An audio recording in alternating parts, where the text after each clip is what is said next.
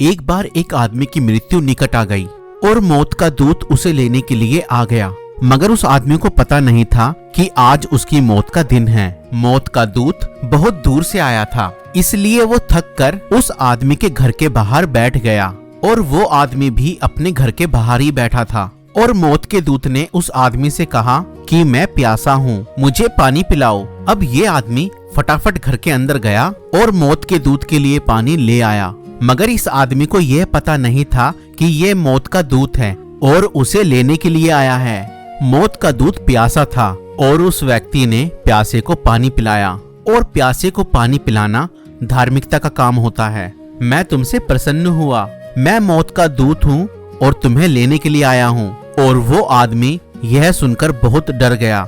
दूत ने उससे कहा, अरे डरो मत, तुमने प्यासे को पानी पिलाकर अच्छा काम किया है। मैं तुम्हें एक मौका देता हूँ।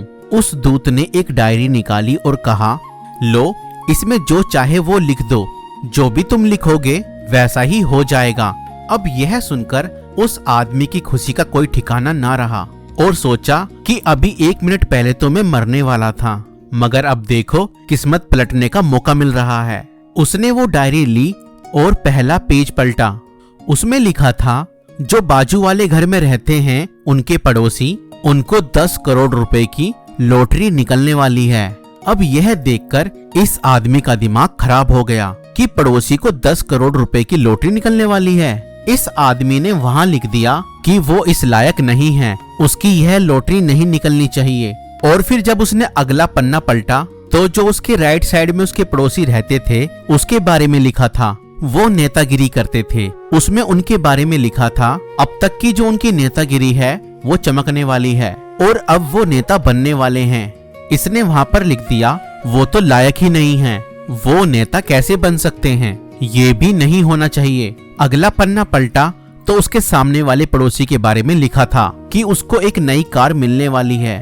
तो इसने लिख दिया, अरे वो तो लायक ही नहीं है, वो तो बस 2 व्हीलर के ही लायक है, उसको कार नहीं मिलनी चाहिए, ये भी नहीं होना चाहिए। अगला पेज पलटा तो उसके खुद के बॉस के बारे में लिखा हुआ था कि वो सुपर बॉस बनने वाले हैं, उनका प्रमोशन होने वाला है, हाई रैंक उनको मिलने वाली है। अब यह देखकर इस व्यक्ति को और भी ज्यादा गुस्सा आया। इसने कहा, ऐसा कैसे हो सकता है, मेरा बॉस तो मुझे दिन रात परेशान करता है, उसका प्रमोशन कैसे हो सकता है। इसने लिख दिया, यह भी नहीं होना चाहिए। अगला पेज पलटा तो वहाँ पर इसका नाम लिखा हुआ था। वो पेज बिल्कुल खाली पड़ा हुआ था, वहाँ इसको अपने खुद के बारे में लिखना था। जैसे ही अब ये लिखने लगा, मौत के दूत ने इससे डायरी ले ली और कहा, 5 मिनट समाप्त हो गए।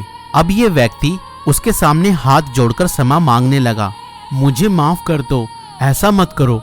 मौत के दूत ने कहा, नहीं, 5 मिनट का समय था, समय समाप्त हो गया है, अब तुम्हें मेरे साथ चलना होगा। मैंने तुम्हें मौका दिया था अपनी तकदीर बदलने का, तुम्हारे पास मौका था, तुम जो भी लिख देते वैसा ही हो जाता, मगर तुम पहले पेज, दूसरे पेज, तीसरे पेज सब पर यही लिखते जा रहे हो कि किसी का भला ना हो। जो दूसरों का भला नहीं चाहता उसका खुद का भी भला कभी नहीं हो सकता।